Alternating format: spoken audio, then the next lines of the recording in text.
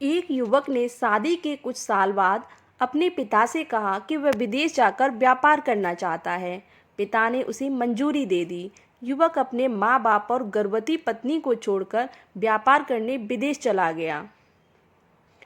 उसने विदेश में कड़ी मेहनत की और धन कमाया और वह बहुत अमीर सेठ बन गया। लगभग 15 वर्ष धन कमाने में बीत गए तो उसे घर वापस लौटने की इच्छा हुई। पत्नी को पत्र लिखकर उसने आने की सूचना दी और जहाज में बैठ गया। वह सेठ कुछ दिनों बाद अपने नगर पहुंचा। नगर के एक चौराहे पर ही उसने देखा कि एक व्यक्ति एक बोर्ड के साथ खड़ा था। उस बोर्ड पर उसने लिख रखा था, बेशकीमती ज्ञान के सूत्र। सेठ ने उस व्यक्ति के पास जाकर पता किया तो उसने बताया कि मैं बेशकीमती ज्ञान के सूत्र बेच रहा हूँ।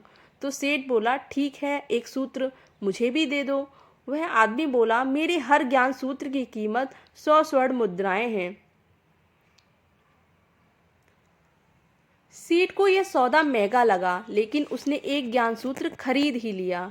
उस व्यक्ति ने सेठ को ज्ञान सूत्र दिया, कोई भी कार्य करने से पहले 2 मिनट रुक कर सोच लेना।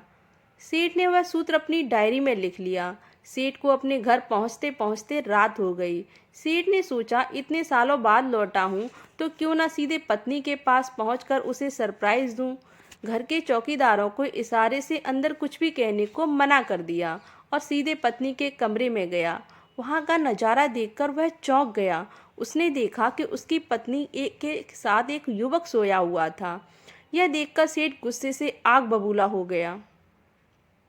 वह सोचने लगा कि मैं परदेश में इसकी चिंता करता रहा और यह यहाँ अन्य पुरुष के साथ सो रही है। आज मैं इन दोनों को जिंदा नहीं छोड़ूंगा।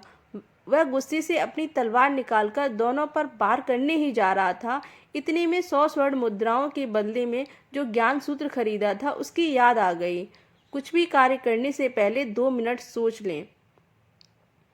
वह 2 मिनट सोचने के लिए रुका। उसने तलवार वापस पीछे हटाई, लेकिन वो किसी बर्तन से टकरा गई।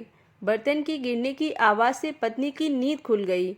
आंख खोलते ही उसने अपने सामने अपने पति को देखा तो वह बहुत खुश हो गई और बोली, आपके बिना जीवन सूना सा था। इंतजार में इतने वर्ष कैसे निकल गए यह मैं ही जानती हूँ।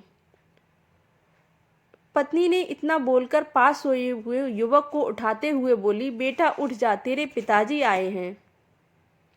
युवक उठकर जैसे ही पिता को प्रणाम करने झुका तो माथे की पगड़ी सेठ के पैरों में गिर गई। उसके लंबे लंबे बाल बिखर गए। सेठ की पत्नी ने कहा, यह आपकी बेटी है, इसके सम्मान को कोई आँच ना आए, इसलिए मैंने इसे बचपन से ही पुत्र के समान पालन पोषण और संस्कार दिए हैं।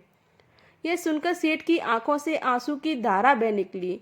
उसने पत्नी और बेटी को गले लगा लिया और सोचने लगा, यदि आज मैंने उस ज्ञान सूत्र पर अमल नहीं किया होता तो आवेश में आकर कितना अनर्थ हो जाता। मेरे हाथों से मेरा ही निर्दोष परिवार खत्म हो जाता। दोस्तों, इस कहानी से यही शिक्षा मिलती है कि जल्दबाजी में आकर कोई निर्णय ना लें, क्योंकि जब हम आवेश में होते हैं तो हमें अच्छे बुरे का ख्याल नहीं रहता है। इसलिए गुस्सा होने की स्थिति में कोई भी निर्णय ना लें। कुछ देर रुकें और दिमाग ठंडा होने दें और फिर सोचें कि क्या सही है, क्या गलत है और हमें क्या करना है।